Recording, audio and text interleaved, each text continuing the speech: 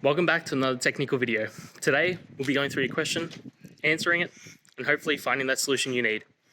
Guys, remember to stay just a little bit crazy, just like me, and work through to that resolution. Now, let's get started.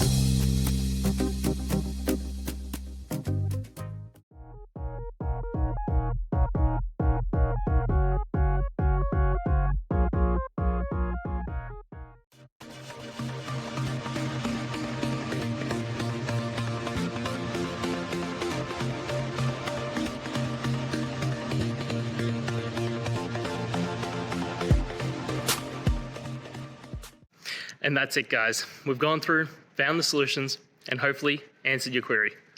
If it did, please hit subscribe. I really appreciate it. And until next time, I hope you have a good one. Cheers.